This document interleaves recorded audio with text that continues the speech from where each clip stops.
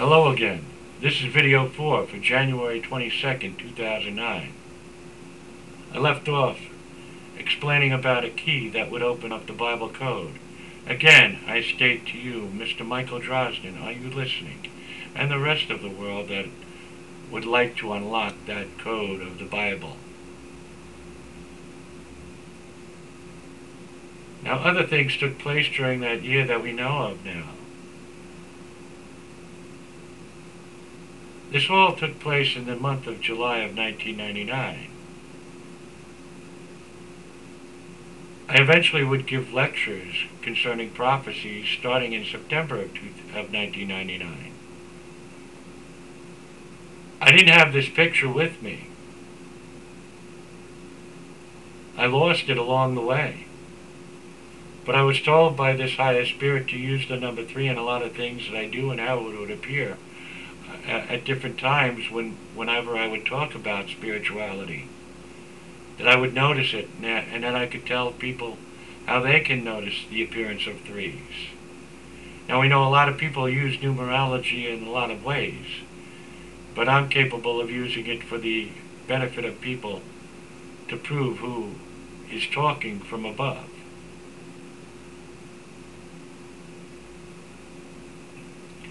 Now, as we walked on in life, well, nothing happened to New York City, right?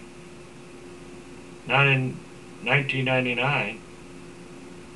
Like the movie had stated, I'm not trying to prove them wrong, but the aspect of what they did with misinterpretation of understandings, like many do, and try to interpret what was written, and try to make an explanation of it, or their idea of it, their assumption, so to speak. Prophecies that what to take place, that is written down in stone, will take place. And we could not understand them until after they took place. Well, lo and behold, what took place on in September 11th, 2001. 9/11, the World Trade Center, the Pentagon was attacked. They did not use their own weapons from their countries or whatever. They used the commercial equity of the free world. Airplanes with commuters on it. Citizens of the world, as you might say. Private citizens, instead of doing battle with the armies or of the countries that they want to fight against. Innocent bystanders, as you might call them. Well, I gather the prophecy did come right, in that Nostradamus did write certain prophecies concerning that time frame. He did talk about a new city being having a fireball. He gave location of longitude and latitude line. He gave certain other understandings of what would take place that day if you knew and understood his prophecies. Those I write in this book and give an explanation to those prophecies. Well, at this time I'm getting told that I am going to write a book for God and for the world of humanity to give a better understanding on many prophecies and what really is the future for us all, so as not to get worried of what is going to happen to you, that you should be more happy with what the future is really going to be. Even though there's something tragic might happen, the outcome is a rosy picture for us all that believe in God. I explain about that in this book. A lot of people are talking about that year 2012, the Mayan calendar. Even the most recent lost book of Nostradamus that was revealed in 2007. I can tell you that at this point, I'm going to write a book about Prophecies, God. Well, if I did, and since I would want your presence, I want your proof to tell me that I need to do this. Again, I was asking a question by my inner mind, my third eye, to God. I was asking for His presence once again. And I even stated, well, why not have a picture so I can put it in this book for people to see what you look like to some degree. I couldn't have done that with that first picture. It was all white. Put it in the book again. Remember what I said, border around it? What would you look at? Nothing but a white piece of paper. So for 30 days I was asking for His presence. And finally on one day, on January 10th, 2001, while a lady friend came to visit me, that we were taking pictures of each other so that we can reminisce later on in life, like most people do. Well, a picture is blacked out for a reason, anonymity reasons, like I stated before. Certain people will be kept in confidential for a lot of reasons, for their own privacy.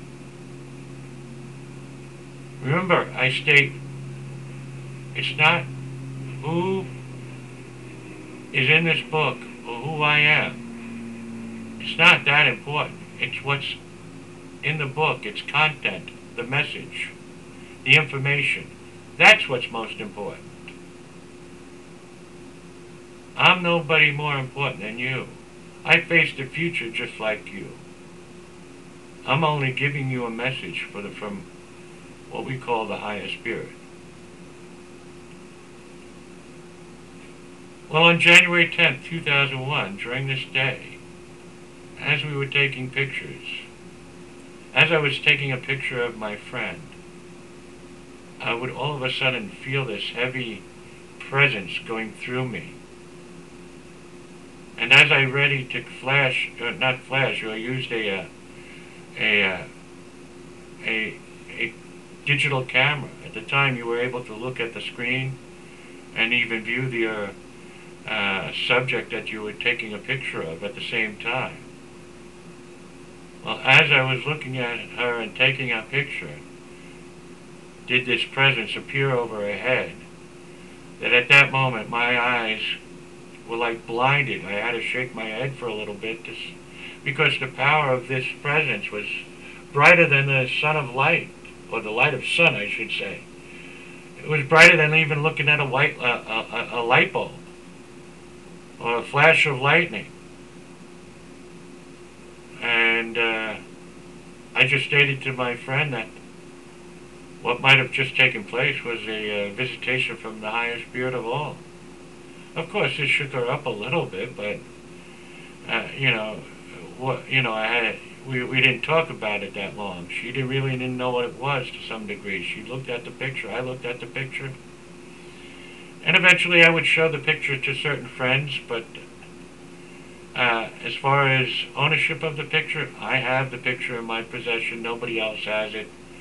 It's for anonymity reasons that her face is blacked out. I can tell you I don't have the ability to do or fix photos like putting that, what you call, spirit in the picture. Though I'm capable of using the smudge and the blackout tools, which is what I use to black out my friend's face for anonymity purposes, as I said before. And I let you decide whether it's real or not. That is God, as I state in the book, that picture.